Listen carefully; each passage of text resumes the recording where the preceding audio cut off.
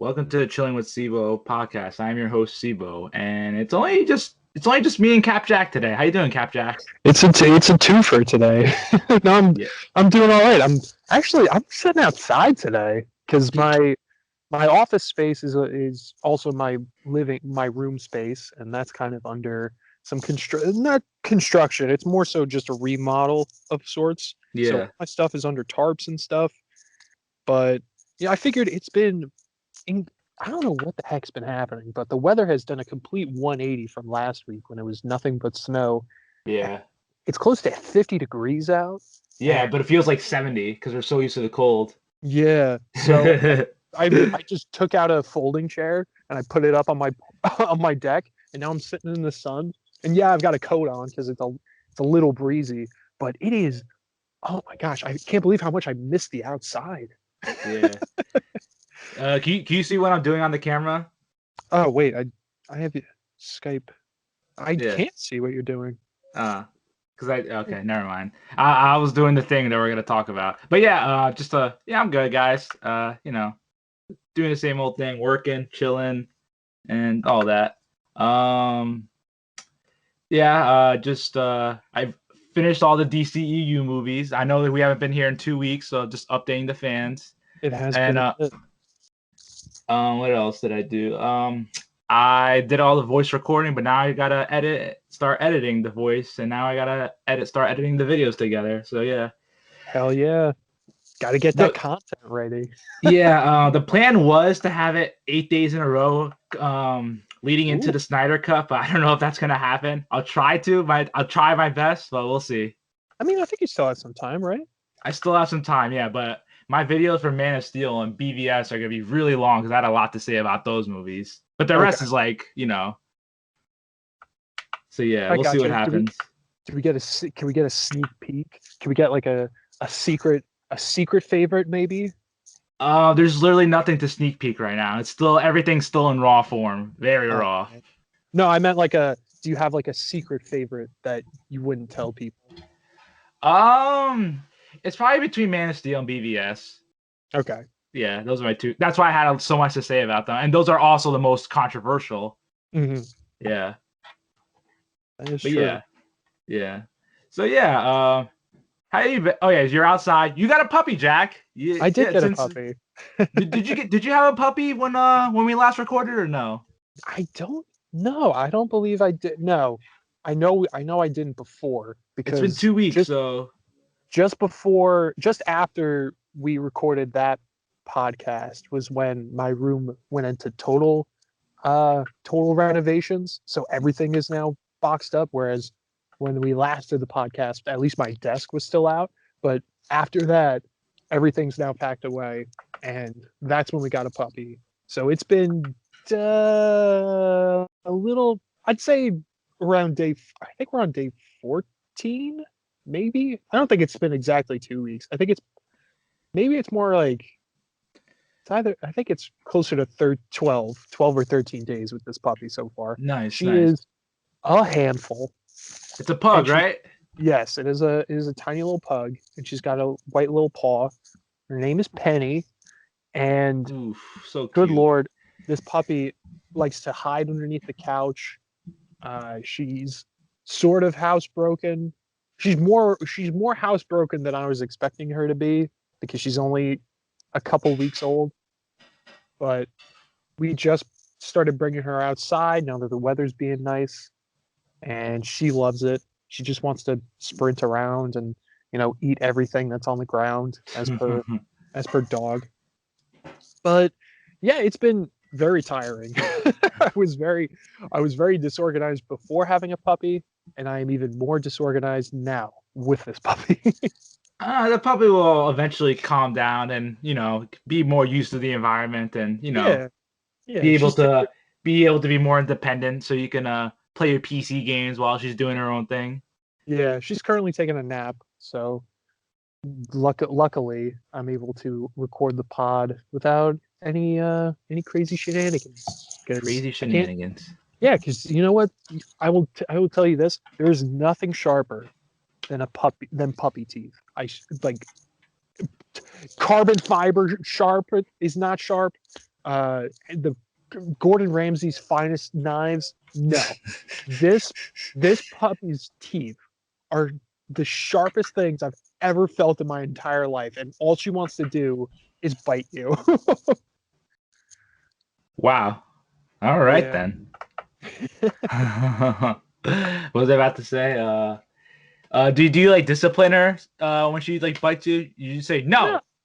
well, we're told that if you yelp like one of her siblings and you get up and walk away, she'll slowly begin to understand that you she doesn't she shouldn't be biting you. But more often than not, I'm able to kind of I just kind of roll her around a bunch because she weighs 5 pounds. Like Oh my God. I just kind of roll her around a bit with my hands, and she tries to bite my hand, so I just kind of manipulate it so that she doesn't get a good grip on me or anything. Which took a week or two to figure out.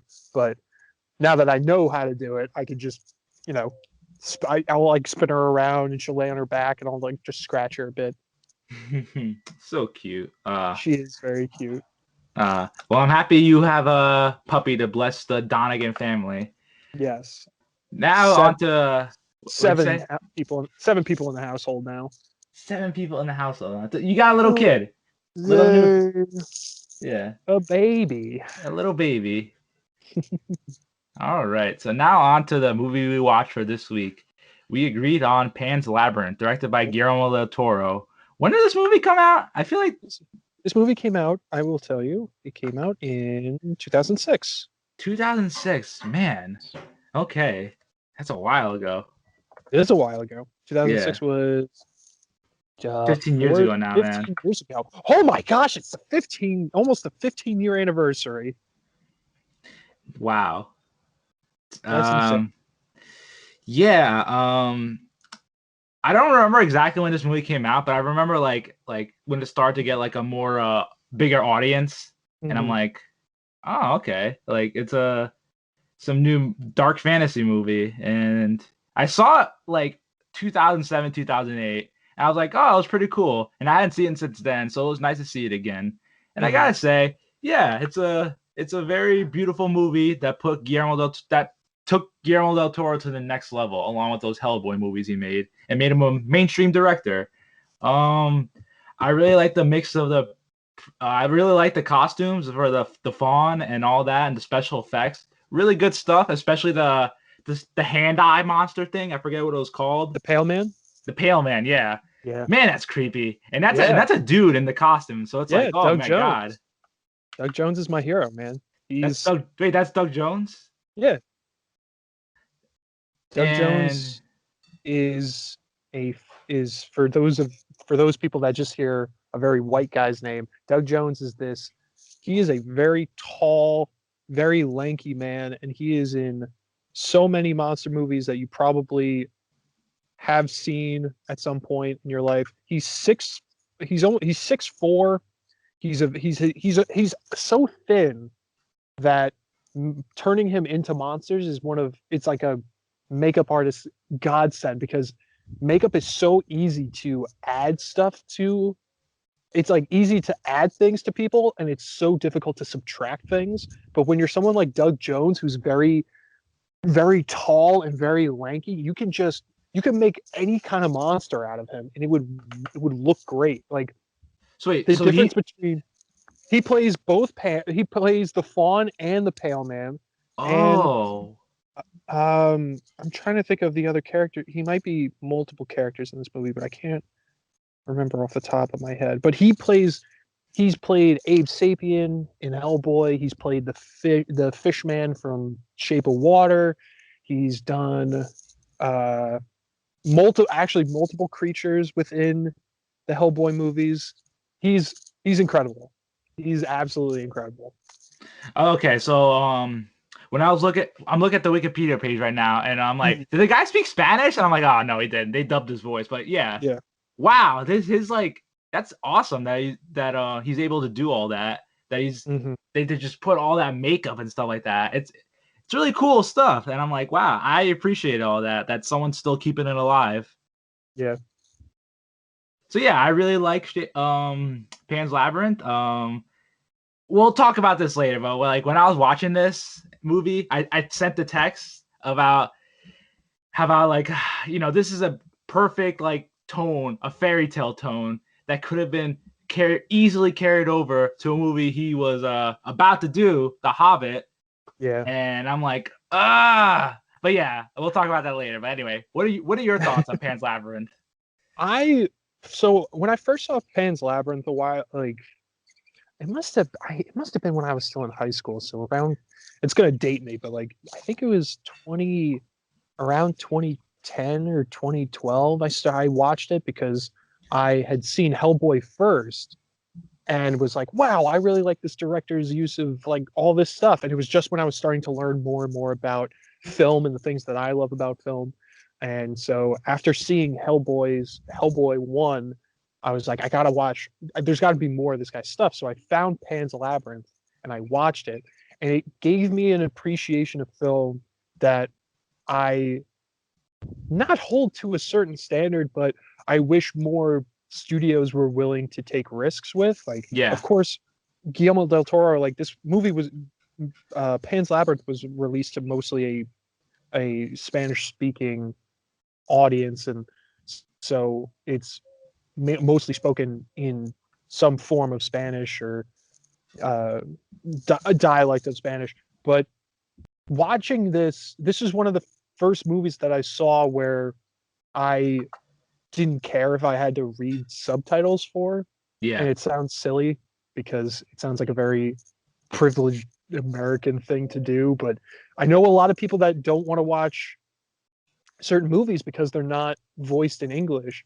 But when I was watching this movie for the first time, like I was so enveloped in the story of Ophelia, right? That's the main yeah. character's name. Yeah. It's Ophelia. so enraptured with Ophelia's journey into this fairy tale land that exists as it's juxtaposed to this fascist leader hiding out in the middle of the woods as he's That guy's a slowly taking oof. control. Joe, can we talk about how he is straight up a villain? Like he's Yeah, he what is. people characterize like, oh, what would you call a villain? Like this guy is a fucking monster. Yes. Holy shit. Oh my You know what part gosh. that pissed me off when What part? Mercedes had him on the ropes with the knife? I'm like, Mhm. dude, slit his throat right Oh there. my god. Like, I why are you stabbing him in places where you know he's gonna live? Like, what the hell, Yeah, Mercedes? I was so the one part that got me was the part when the captain sees the fire in the distance and he's like, that's where the rebels are, let's go. And they go out and he taunts them by holding up the antibiotics as he's yelling at them. They all had guns they all had guns and they all had the opportunity to shoot him and they didn't take it, and it made me very frustrated because I would have loved if one dude just had the balls to be like, you know what, fuck this guy. Just shoot him right in the face. Oh my gosh, this guy, they characterize the props to the actor and the writing for being able to really bring an emotional response to me with wanting to hate this man. Yeah, Just absolutely. fully hate this person. He's a monster. He Yeah, The one part when his troops bring in those two people that were hunting for rabbits, and he takes the bottle that he finds in the dude's pack and he just beats that guy's fucking face in. Oh yeah. my god. Oh And my then god. and he finds the rabbit, and they're telling the truth. He's like, "Oh, Yeah. don't bother me." Oh my gosh. And the way he treats Ophelia's mom Yeah, during it's the disgusting. dinner. Oh my gosh. It's just all he cares about is having is I guess we should provide some context Yeah, for the few yeah, people that haven't seen it. So the main plot of the movie is Ophelia and her mother are travel to live with this fascist captain during, I believe it's World War no, II, it's the Spanish Civil War. the Spanish Civil War. My bad. Yes. Um, so I was trying to pinpoint like dates that were without having to look it up. I was like, what dates? What dates was it? Well, So okay. So I'm looking at Wikipedia. It you says it takes place in Spain during the summer of 1944, 5 years after the Spanish Civil War. okay. Yeah. So with that background, Ophelia and her mother go to live with the captain because the captain marries Ophelia's mother after her father died. And so they move out into this middle of the wilderness, and Ophelia is a lover of fairy tales, and she hasn't really grown up yet. And on in this wilderness, she comes across a fairy, and the fairy brings her into the titular labyrinth that is just next to the mill that the captain is living in and all the troops, and not anyone has wanted to like go near the labyrinth except for her, which I found kind of interesting. And the and But the and the fawn assigns her 3 dungeons to yes, it kind of reminds so me of like Legend of Zelda. it does kind of feel like Legend of Zelda and that feeling of you know discovering an adventure. Hey, go here and get this so you can use it for the next thing, and then get the next thing to go here. Here's some rocks, go beat up a toad so you can get a key, so then you can use the key later, but now you got to go to this guy's place. But It don't was eat the really grapes. don't eat the grapes. You don't eat anything. Don't eat or drink anything.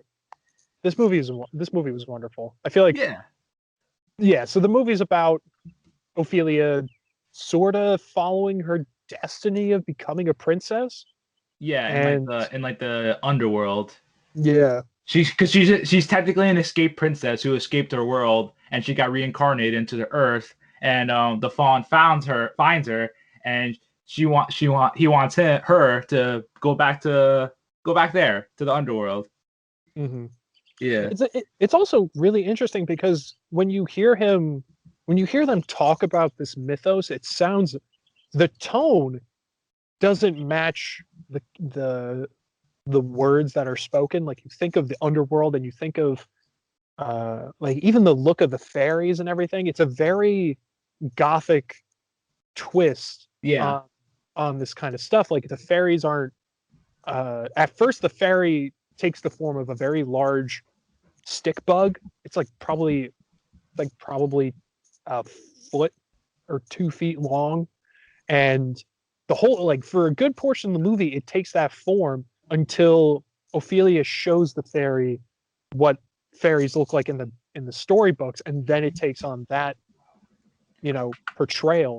But the entire time, like everything is, it doesn't. You would think like her talking, the context of Ophelia being an escaped person from the underworld and stuff. You think the underworld is a very scary place, but it they don't they aren't afraid to talk about it, and it kind of gives you that sense of, oh, maybe it's not so bad.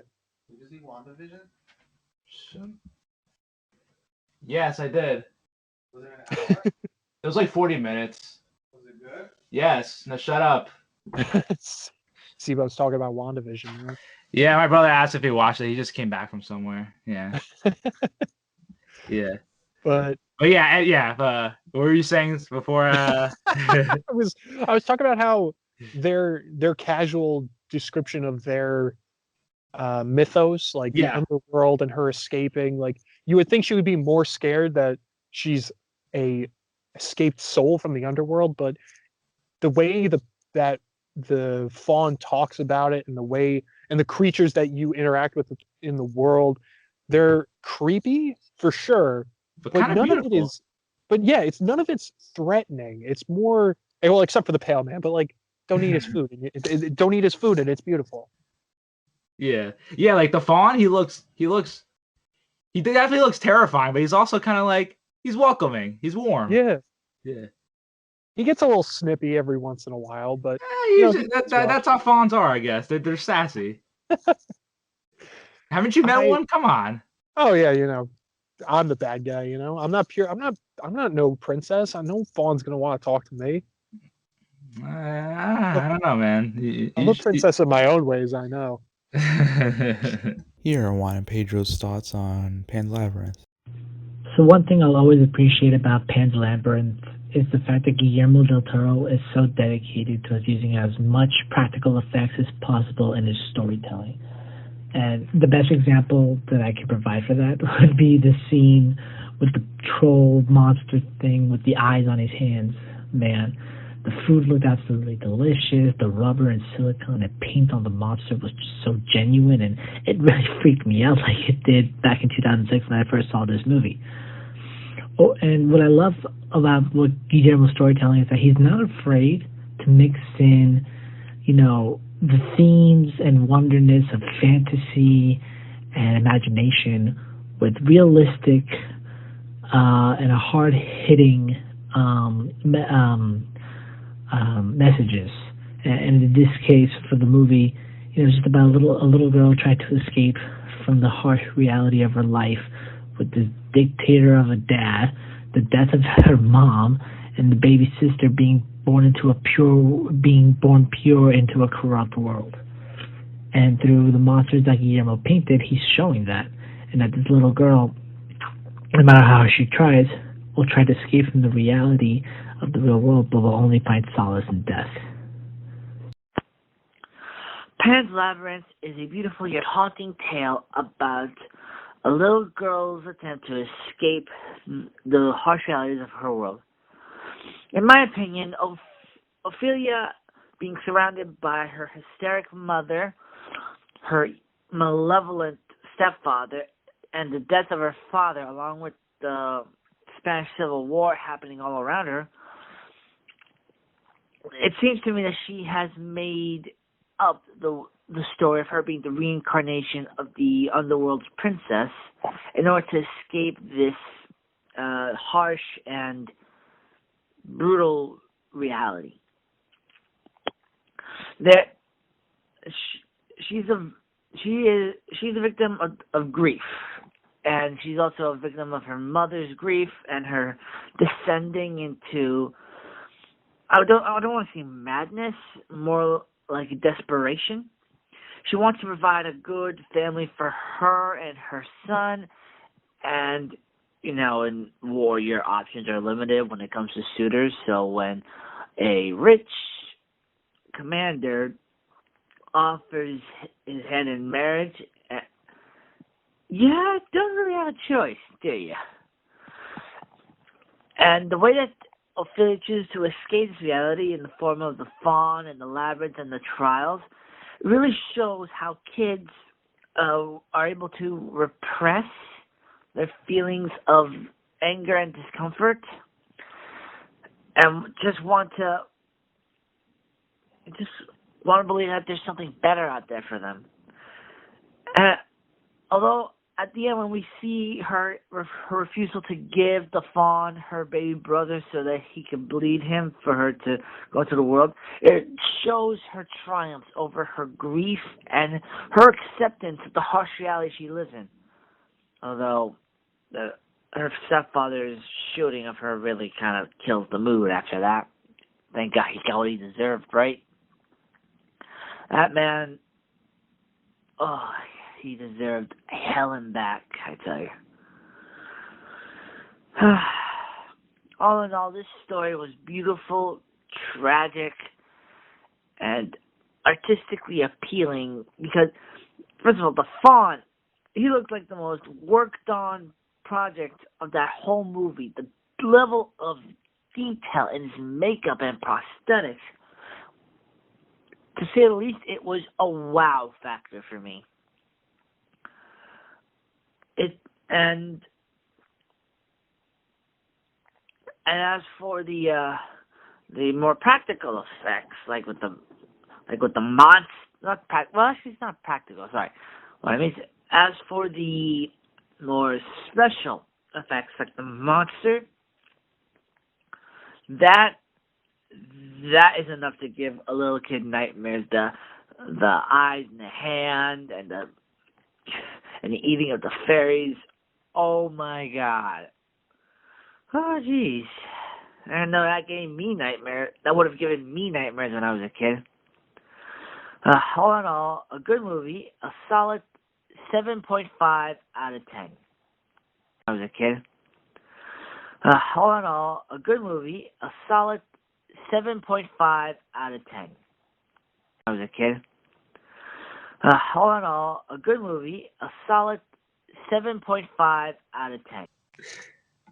Overall, what would you give this movie? I give it like an 8.5. It's I'd give it a 9. okay. Maybe even a You 10. just like it better than I do. I do like it. It's a good movie. Yeah. I do really like it. It's Yeah. very much my wheelhouse of, like, if I had to pick 10 movies to describe my taste in movies, this would be in that list. But yeah, I do adore the craft and the hard work behind this movie, and I wish more Mhm. films adopted it. And yeah, I think Guillermo Del Toro has a amazing aesthetic, and I hope he continues to make more movies. Yeah. Or games. Yeah. Like, so really quick, I wanted to kind of point this out, but he was supposed to make the next Silent Hills video game back Yeah, when, he's supposed to be with Kojima. yeah, Kojima and Norman Reedus, and it wound up, I guess it wound up turning into No Man's Standing. No, that's not the name of it. It's I have to stop trying to do this stuff off the cuff. But, Well, I know what you're talking about. yes. The Norman Reedus game. God, what the hell is? It's called Death Stranding. Death Stranding, yes. Yes. That game looked completely bonkers, but Guillermo del Toro kind of helped with it. I never got it because I think it was at that time where I was moving stuff around. Yeah. No, I never grabbed It's on it because PC too. yeah. I got all it's on the list. It's on the list. I was more interested in the Silent Hills one because it's more, horror-y and it feels closer to Guillermo del Toro's style than But he's No. in the game though. He's like a character in the game. Yeah, which I found to be very weird. There's a lot of big names in that game actually. But yeah, I want to see more of Guillermo del Toro's work. He also did Pacific Rim. Yeah. That Yeah, he movie's likes so his good. blockbusters. I love that movie. Pacific Rim is good. I didn't. The second one wasn't that good because he didn't direct it. Yeah, that's true. But you were talking about Guillermo del Toro's projected. He was asked to direct the Hobbit movies.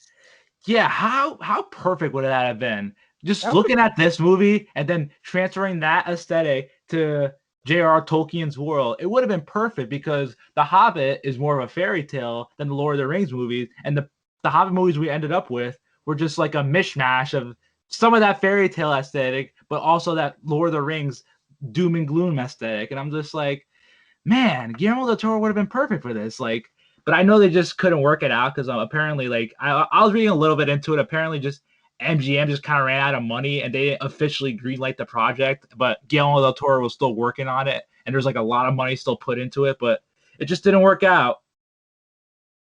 Yeah, but so I'm not a huge fan of the Hobbit trilogy, mainly because I felt like it could have just been one movie. I don't think most people are, to be honest. Like there's parts of it that are good though. There are good parts. Yeah, yeah.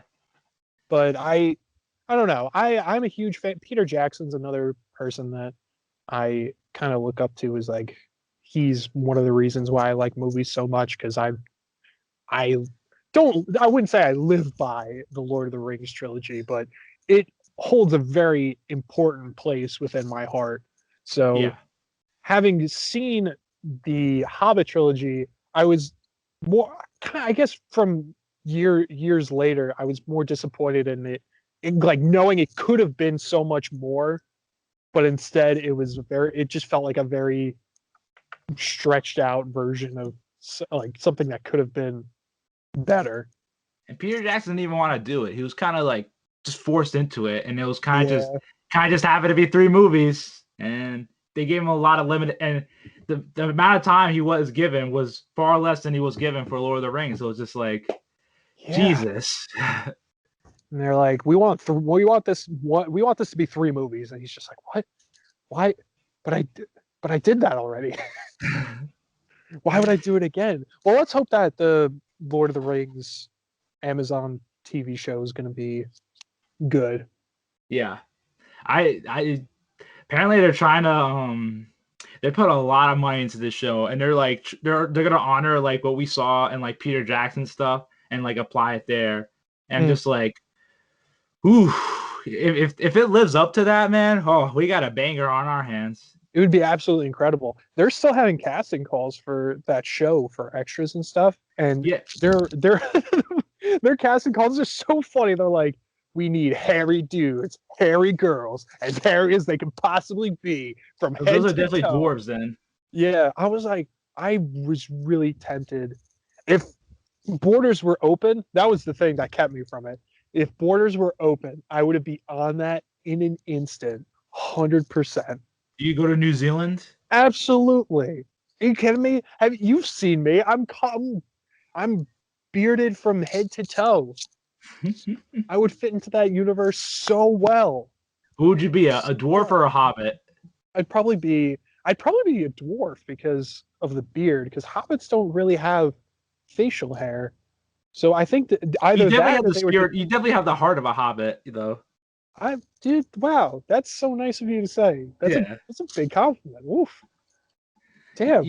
You like to eat. You like your neighborhood. You know, you like to drink.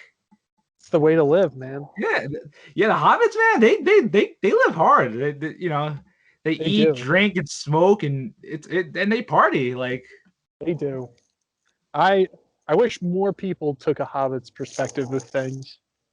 yeah, and they just have just like they're brave too. They'll put themselves out there, man, with no hesitation. But to think about the aspect of a Guillermo del Toro driven Lord of the Hobbit series show one movie. If Guillermo del Toro made one Hobbit movie and it had his flair for how creatures should look and everything, oh man, that would be so cool. I wonder it makes me think about how he would picture Smaug to look like. Oh, god damn it. Like the more mythical kind of creatures within it, like the spiders could look different, sure, but Smaug has such a different look to him compared from pictures from books and now the movie. So I would love to see what Guillermo del Toro would think character-wise this dragon should look like, and I wonder if he would keep the cast that Peter Jackson picked. Like, would it be? I feel like it's too late now, but like, people? Yeah, but it's fun to speculate. yeah, but it's like like just thinking of, but like, if you read Guillermo del Toro's Wikipedia page, he has signed on to a lot of projects that never came to be, and it's just like, god damn, dude, like, stop signing on to projects that might not happen. Well, that's not his fault. That's.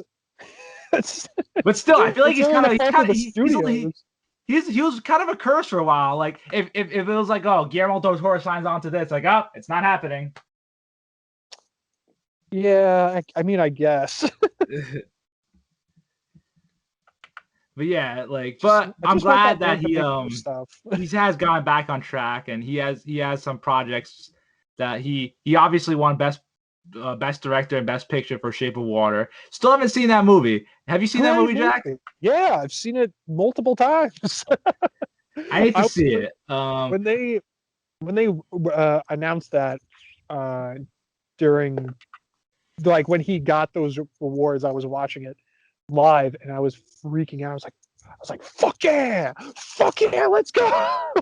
Because it deserves a lot of credit. It's really, I enjoyed it as much as I enjoyed Pan's Labyrinth, but in a different for a different reason.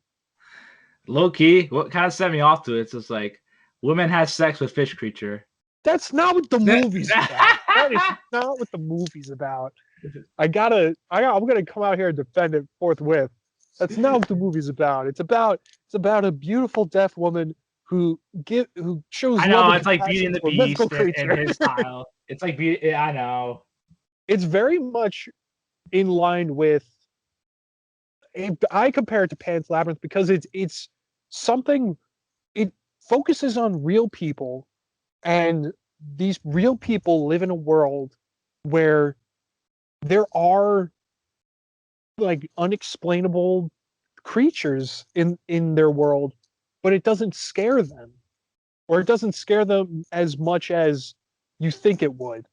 Like it's not like in like Godzilla, like everyone freaks out when like in the remakes when Godzilla shows up, everyone's like, "Oh my god, what the fuck?" But in like Guillermo del Toro's movies about these types of mythical creatures and everything, everyone's like just awestruck by how mystical and whimsical and like beautiful that they are. And that's why I like his work a lot. It's just everything's beautiful, no matter how sort of weird it is. So I guess I'll watch the fish sex movie then. Yeah. Are we watching that next? Maybe sometime down the line. Should we talk about what we're gonna watch next? We have 2 awards contenders, and that's that I decided. We're gonna watch for next week. We are gonna watch Judas and the Black Messiah. That's on HBO Max. That's about a guy in the police force that infiltrates the Black Panther Party, and I think it results in but I don't want to spoil it. Well, yeah, but if you want, but it is a true story, so it is already spoiled. I was gonna say, were you really just gonna say the twist to the movie already? Yeah, guy infiltrates the Black Panther Party. Hear really good things about it. Daniel Kaluuya apparently is getting some awards love. So yeah, and then after that we're watching Nomadland, which is which is also another Best Picture frontrunner at this moment right now. That's on Hulu. So Judas, HBO Max, Nomadland, Hulu. Next 2 weeks. So we're going to some very serious heavy work next 2 weeks. It's gonna be crunch time. Gonna be crunch time, and then like after that, we have a stake in the awards conversation. We can choose which one's the best thing. We can. Yeah. What King Kong's coming out soon. King Kong is coming out the end of March. It might as well be right around the corner. March is Monday. Yeah, and then okay, so next week is the 4th. Then on the 11th, well, okay, so next week is the 5th. Then on the 12th, we'll talk about Nomadland. And then once we get to the 19th, the Snyder Cut will be out by then. Oh boy. We'll talk about that the week after because that's 4 hours, and I want to give you guys time. It's gonna. Oh jeez. I don't know if I'm ready, man. I don't know if I don't think anyone's ready, to be honest. I don't know how many people are gonna sit through all 4 hours of this movie. I think a lot of people are, to be honest. Are you going to skip through the scenes that you already saw in the first? Well, that's the thing. There's no scenes from that. Apparently, he's not using any of Joss Whedon's footage. Well, that's it. But he still shot his own footage that got. He still shot his own footage, and yeah, it still resembles some of that, but it's done in his way, not the way that we saw in 2017. I don't know if I can. Maybe I think I'm going to do it in 4 parts. That's fine. As long as you watch it and we can talk about it. Yeah.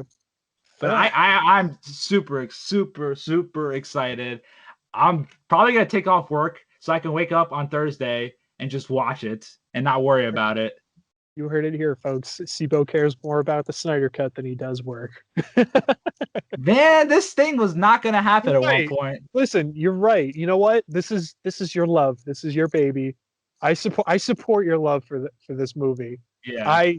I don't have as much love, so I'm forcing all of you to watch it. So yeah. Yes. Well, you know what? I'm gonna get to watch King Kong and Godzilla duke it out for the first time in several dozen years. So I'm psyched. Yeah, you better be. Did you want to talk about WandaVision? Are you watching the show or no? Well, I've got synopses here, and I can ask. We'll wait till Juan and Pedro watch it too. Well, I was gonna wait till the show ends until we watch it. Mm-hmm. Fair enough. Oh, perfect. Because then I'll binge it all, and then the show is short, like Mandalorian. Okay. Yeah. So okay, so we have WandaVision on the docket, and we have those 2 movies. Then we'll have to pick something else before the Snyder Cut. we're watching Judas first, right? We're watching Judas first. Yes. Okay. Yeah. So anything else you want to talk about? What's your favorite Yeah. Guillermo Del Toro movie? I feel like I'm biased in saying Hellboy just because it's a comic Which book one? movie. One or two? The first one. Okay. The first one in particular, just because it covers, it focuses more on being just not like a comic book movie, and the effects are minimal, but they're not really in your face about it, because I feel like the second one, because they're going after the Golden Army, and the Golden Army is mostly like a CG army, and there's the inclusion of the elven royal family and stuff. All of that's really good, but I think I have a soft spot for the first one just because it focuses a little less on the big world of Hellboy, the fantasy world of Hellboy as a whole, and just focuses on the streamlined story of there's a creature, and they're looking for they're trying to stop it, and you get to learn more about Hellboy and all that stuff. Full confession, I've never seen any of the Hellboy movies. Ah man, but they're like the Marvel movies of their time, in my opinion. Yeah, they just kind of slipped. Yeah, Ron Perlman does a great Hellboy, and I I've can yet tell. to see the newest one, and I really wanted to see it, but I heard so many people were like, "This movie sucks." So when I saw it with my brother on a Tuesday night, my Tuesday nights, and I fell asleep. But it wasn't because of the movie was bad, because I was just tired that day. Oh, okay. But from what I was watching, it was all right. It was decent. Nothing crazy. They gave it to the guy from Stranger Things. His name escaped. He's a good Hellboy, but Yeah, obviously Ron Perlman's just he's iconic. Oh, perfect. Yeah. I'm gonna put the new Hellboy on my list and give it a chance and see if it's any good. Did you see Crimson Peak? That's a movie he did with the actor of Loki. Guillermo Del Toro? Yeah. That actor of Loki. Are you talking about Loki himself? Yeah, Tom Hiddleston. Oh, I thought I was wondering if you forgot what Tom Hiddleston's name was. That's why I was like, I just forgot for that second. No, I did not see that movie. Okay, he directed. I remember that came out. Yeah, I remember seeing commercials for that, but I'm like, never saw it. And I gotta see Shape of Water. I have seen Pacific Rim. Mm-hmm. He has a movie coming out this year, actually. Who knows with the state of movies, if it'll come out this year or not. And then he has a Pinocchio movie in the works too for Netflix, and it's gonna be stop motion. Oh, okay. Yeah. It's gonna be interesting. Yeah, so that will be it's probably gonna be like creepy, and that'll be cool. Yeah, I'm excited. Yeah. It's gonna be very busy. It's gonna be a very busy movie time for us. Yeah, but that doesn't. It doesn't come out till December of this year, so they're probably still working on it. Mm-hmm. So we got time. Got a little bit of time. Yeah. All right. Anything else? Anything else on your mind? I don't know. I mean, we all love Guillermo del Toro. We're excited for this March Madness that is both sport and movies. And I don't know. I mean, WandaVision's wrapping up, so we're gonna get the WandaVision's wrapping up. Speculate. The Winter Soldier starts right after that. Jeez, we're in a crazy media moment. Yeah, we're starting to see the oversaturation of it. It's both good and bad. Good because there's options and there's something for everybody. Bad is bad because I don't know how studios will sustain this, but yeah, we'll see how that turns out. I don't know how people are going to keep up. I don't think they can, because there's so many streaming services out now, and there's so many shows coming out for them. And now Paramount just released, just talked about their stuff during the Super Bowl. Paramount Plus. Yeah, it's replacing CBS All Access because that CBS All Access was a terrible name for a streaming service. Mm-hmm. But but that's got a whole slew of things that. All right, there's one thing. that came out of that was very interesting that me and you and Juan are probably going to be into. That is that Nickelodeon made a new studio called Avatar Studios, and they're going to make new animated projects in the Avatar: The Last Airbender universe. What? So What? Avatar is alive, folks. Holy. Let's go. And that I'm they're pumped. in the article that came out this week, they said that a new theatrical movie is in the works. Uh-oh. No, like an animated theatrical movie. Oh, okay. Oh, jeez. PTSD flashbacks. Yeah, we did talk about that movie for this podcast. Damn. Yeah, I cannot wait for that. We're gonna start talking about anime movies. I might gonna have to come up with a list of ones that we should watch and talk about. Well, we're down. We're down. We what's the last anime movie we saw? Was it Klaus? Yeah. Okay. So well, Great. sometime after the awards season movies and Snyder Cut and Godzilla, we could probably. I mean, technically, Tom and Jerry. I'm not excited for that movie. It came out today. It's on HBO Max for a month. I think we might have to do it. Maybe. But it's not the Tom and Jerry I remember. I mean, it is, but it's just they're just in the human world. Back in my day, Tom and Jerry used to have dated references and horrible violence. But yeah, Avatar is not dead, folks. But you know what surprised me? That it took this long to make a studio dedicated to that, because like they literally let, they let the live action film happen, and then they're letting Netflix do its crazy things, which I hear like there's rumors that Katara is gonna be older than like Aang by a couple of years, and Sokka is gonna be younger, and like What? yeah, Wait, that doesn't what? yeah. But, so I can understand like Katara being older than Aang because Aang's been, frozen, and he was frozen at, they said I believe it's 11. Yeah. So it makes sense. Like in the show when I watched it, personally, I've always thought that Katara was a little older than Aang was, like maybe by a year or two. Yeah. Having Sokka be younger, that's I don't know. I don't know if I like that. Kind of like his older brother energy. Yeah. And his goofiness.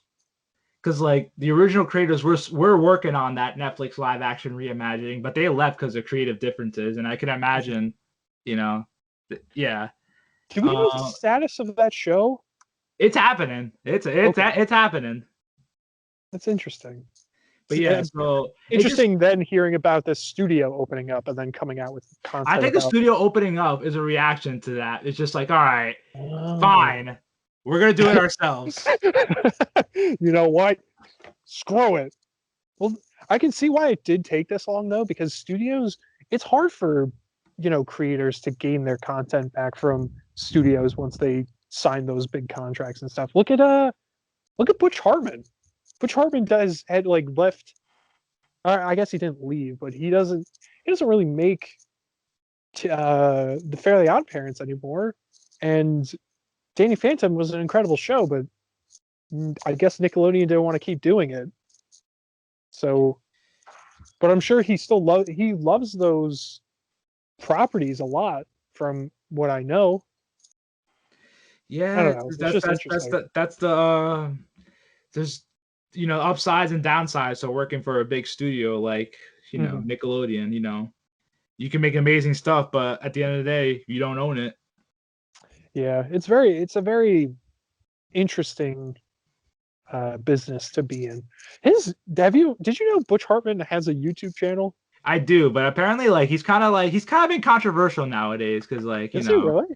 Yeah, because there's something about him crediting some drawings and stuff like that. I don't want to. I haven't really looked into all that, and I don't want to. Don't put words in my mouth. That is in saying that though, if that is the case, I find that to be a very common.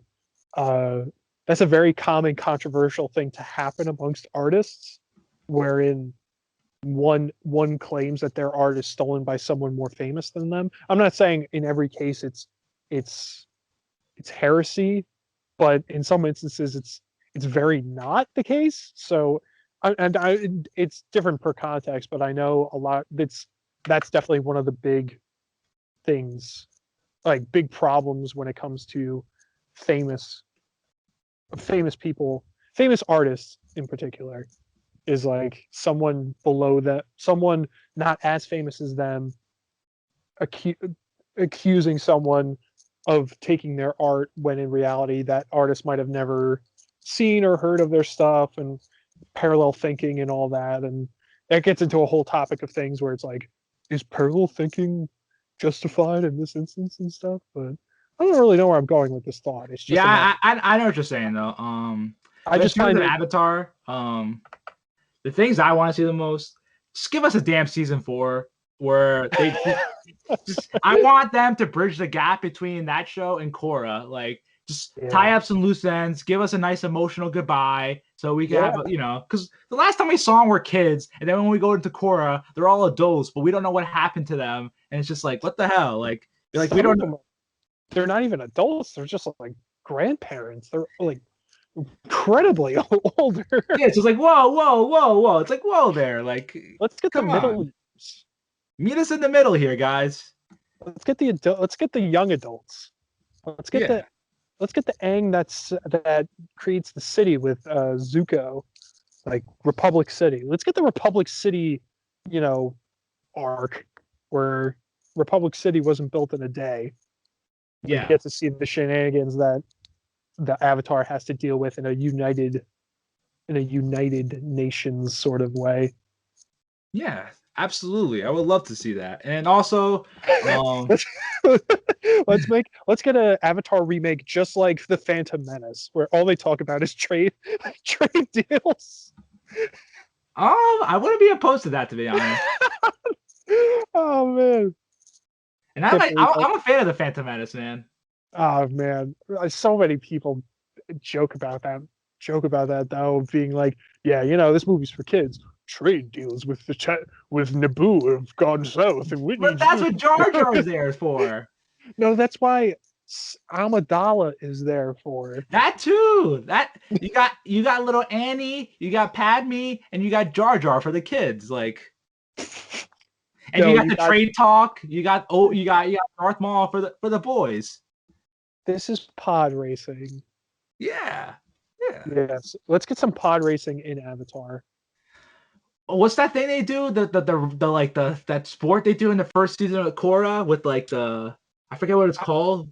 I also forget what it's called, but you know what I'm talking about, right? Yeah. Yeah. They get it's not dodgeball because there's only earthbenders that throw discs at each other, but it's the team based, like, knock people off the ring kind of a game. Yeah, that game was sick. Pro bending. There's a lot of really cool cultural things that pro bending. Yes. There's a lot of really cool cultural things that the creators have fit into the show that flesh out the world in ways that you never really think about. Like, what is it? All the, like, in the first season, like the third season of Avatar, when they finally get to the Fire Nation and they kind of go incognito. Yes. And they learn everything, like what it's like to be in Fire Nation society and stuff. All that stuff is so cool. Yeah. There's so much lore in the universe. It's insane that, like, they never capitalized once it ended originally. Well, they did Legend of Korra, but after that, it was just kind of like, it was nothing for a while. Yeah. I think I'm gonna rewatch Avatar now. All right. I never heard your thoughts on Korra. Did you like Korra? I did like Korra, but I feel like the ending could have been, I guess, better. I feel like because it had to get approved and stuff by, studios and stuff. You see where the story's heading for sure in subtext and everything, but the ending could have, if it was, I wonder what the ending would. It doesn't really, like, yeah, because, like, I want to see what the ending could have been if they didn't have to worry about studio executives signing off on things. Because I feel like it could have been a crescendo that would have ended that show a lot better, instead of it just being like, let's hold hands and walk through a portal. Yay! Yeah, my thing with Korra is that I like the show as well. I like it more than most people because some people say some really mean things about Korra, and I'm like, that's uncalled for, man. I don't see why. I mean, it's just more of Avatar, which is Yeah, what I love. But also it's tackling new stuff. yeah, yeah. So yeah, Maybe but like, maybe but it's because it's too far ahead. Like I would have loved to, like what we were talking about before. I would have loved to see more stuff with like having new characters, sure, but let's have more of the older characters, like yes, the first Avatar cast involved, because yes, it feels like they're few and far between, and they're kind of substituted in by like their kids, yeah, because their kids are the adults that are around Korra and her friends most. yes. What was I about to say? But like, I guess my biggest issue with Korra was that each season was like a new story, and like Avatar: Last Airbender was one story. So it's Mhm. like there was one set beginning and one set ending, but with Korra, each season was a beginning, middle, ending. And it just kind of killed momentum because there's so many big ambitious ideas each season, but it's like they have to wrap them up every time because I feel like Nickelodeon was really strict on them, was stricter on them during Korra than Mhm. in Avatar. So it's just like, you It know, seems like it seems like they had a certain like they were looking to other successful shows and what their formulas were, and they're like, we want this for this show, and they're like, I guess we can do that. So they're like, cool, now take those big ideas that you wanted to do and just make them one season. And they just went, okay. yeah, and it's just like it's kind of frustrating because you want to know more about this stuff, but it's just like Yeah. wrap it up, it's done. I would have loved out of all those arcs that happened in Korra, which one would you have rather wanted to see more of? Probably Like, the what third would you have season loved to be? with the bald dude as the bad guy. The bald dude as the bad guy? I forget his name. But he was like a badass and like he was like like messes Korra up, and that's how. Oh, the guy that's like he's an airbender, but I don't they describe him as like sort of being an airbender? He's not really one. He like stole the power from someone else or something. Yes, yes. Zahir, that's his name. Zahir. Yes. He's like he's an anarchist. Yeah, the Red Lotus. Hmm. Yes. And there's the lady with the water tentacles is one of his compatriots, right? Yeah, but also the second season as well, when she goes into the spirit world and stuff like that, but then she like ends her connection to the past avatars. That's a very controversial decision that's divided fans. And like Hmm. I feel like if we had more time with that, again, I feel like it would have been better. But again, I think Nickelodeon was kind of, jumping the gun. Hmm. Yeah. It would have been very interesting to see like sort of a combination of the two. Like the only way she could defeat a Zahir would have to be her severing the ties of the past avatars, and then like the fallout being she saves the world and everything, but because of that, like now there are no more avatars. That feels like I feel like that would have been a very cool and interesting like storyline to follow.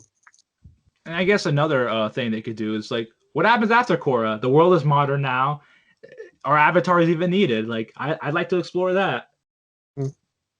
And another Do thing pe- I would love. Well, sorry, go ahead. no, I was gonna say, like, do people eventually learn to forget bending and then suddenly like it gets revitalized or something? Yeah, Like, I would like to. Yeah.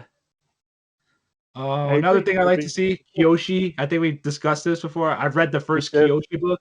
Really good stuff. Hmm. Really good stuff. That could be a great show, but it's also really mature. It's like it's pretty dark and it's pretty violent. And Hmm. I hope to see Nickelodeon take a chance with that because Korra's had a lot of dark moments too. Yes, Yeah. it would be cool to see Nickelodeon take a shot and more mature uh, make a more mature Avatar based uh, cartoon. It would be cool if that studio made a private project encompassing that idea, and then just made it crowdsourced or something. Could you imagine? That would be incredible. Yeah, the possibilities are endless with this, and I can't wait to see it take fruition. But like the only thing that bums me out, a lot of this stuff is gonna be on either Nickelodeon or Paramount Plus, and it's like, oh, another streaming service. Well, I don't have many ties to many subscription services, so maybe I'll just, when the time comes, I'll cancel Disney Plus and try out Paramount Plus for a bit. Just keep plussing it. Yeah, I don't. but You just gotta find a way. It is kind of ridiculous how it's like instead of getting a cable package now, you're just buying these streaming services, but it's almost like you took the cable box and you split it into eight portions, yeah, and now instead of getting one cable box, you now have 8 separate cable boxes that you have to maintain. yeah, it's very frustrating, but that's just kind of the way things turned out to be, especially in this pandemic. Mm-hmm. Yep. So I guess one last thing that we kind of freaked out over, but it's still nothing has been confirmed or not, is that Henry Cavill. He was Yes.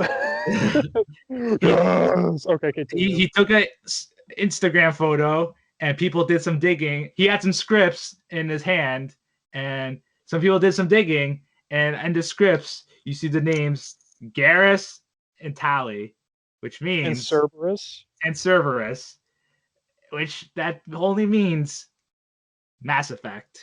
Hell yeah. The fact that a Mass Effect project is even in the works, but it's still not confirmed yet, but it's like it's probably gonna happen. Holy crap, that's amazing. Look, this is the kind of reveal I want. I don't want studios to talk about this thing yet, especially if, they're just especially if Henry's just currently getting scripts about it now. But like I want this thing to not be spoken about until it's done. Yeah. And because BioWare, I love BioWare. They're really good. They create really good content when they want to.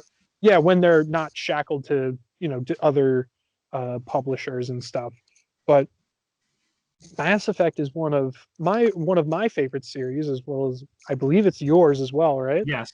So when you told me about this news, I was freaking out because Henry Cavill's already portraying Geralt of Rivia in the Witcher series on Netflix, and that show is great.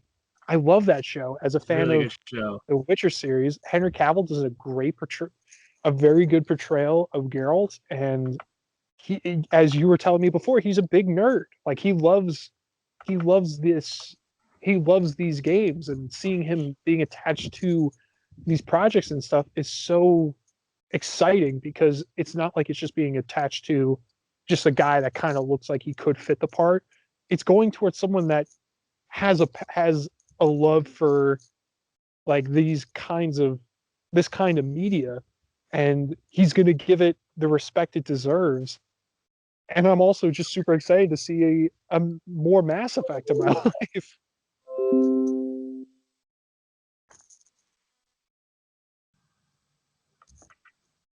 Hello? Hello. Okay. Sorry, it's something that just happened with my mic for a little bit, but I'm Oh jeez. Wait, did it stop recording? I don't know. Did it?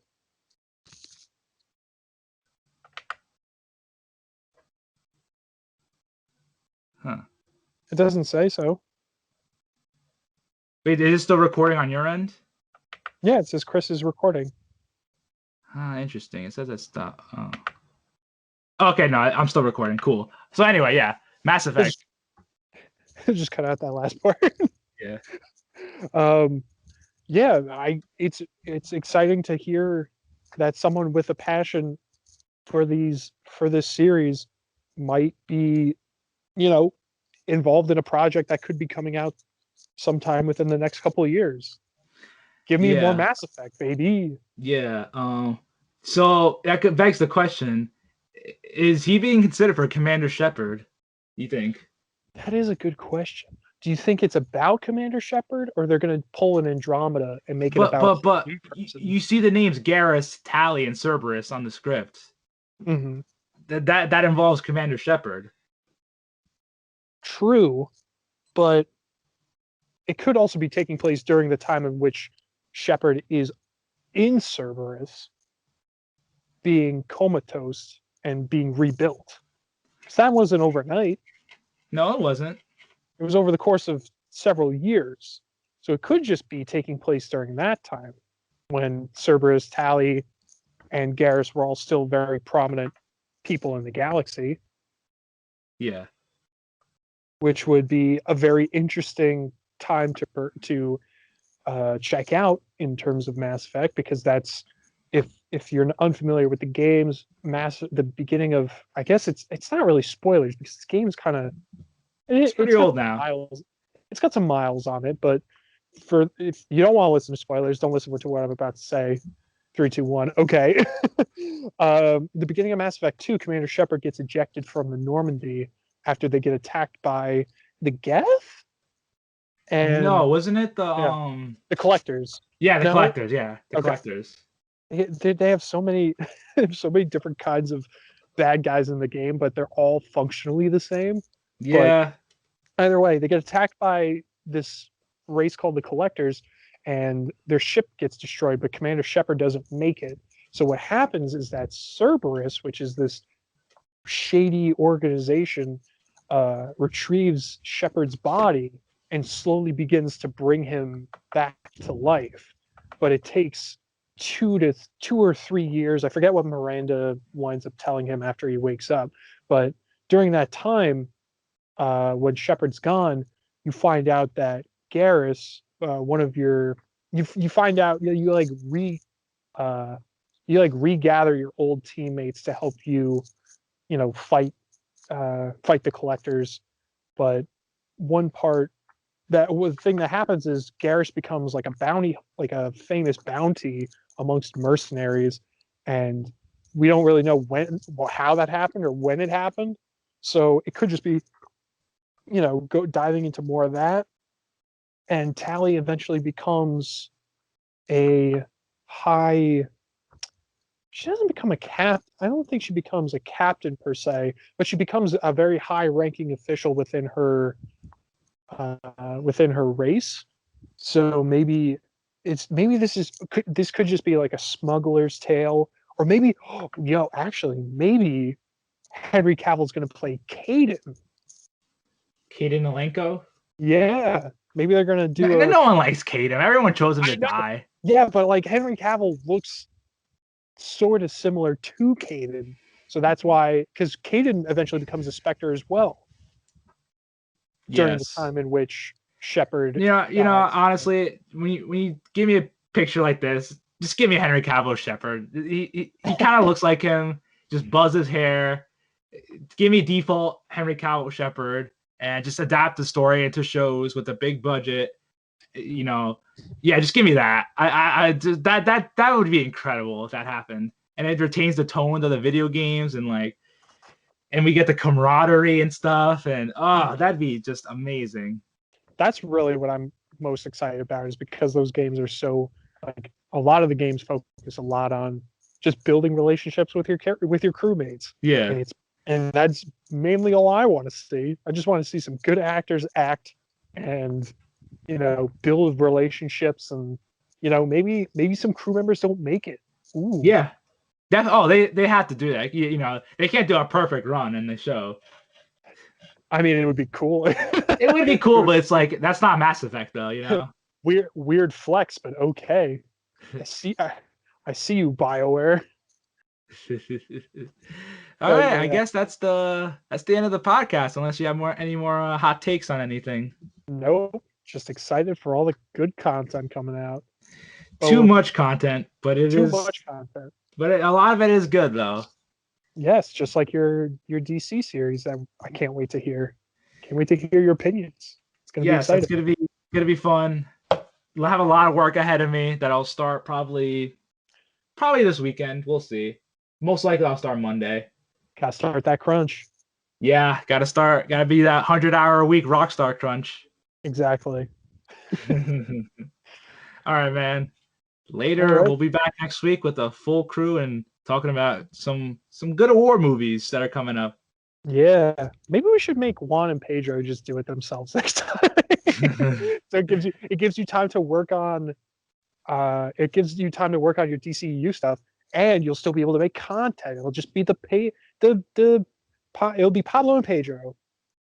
All right. Nah. It's all good. This is a relaxing thing. It's not meant to be a stressful thing. Yeah, no, I'm joshing. Yeah. But maybe one day though. A special Patreon exclusive kind of thing. Yeah. If we ever get to that level. Hey, listen, man. Time it takes time. Yeah, it does take time. Rome wasn't built in a day. Rome was not built in a day. Neither was Republic City. Neither was Republic City. Hopefully we see that. Hopefully. All right, guys. Till next week. Later. Later.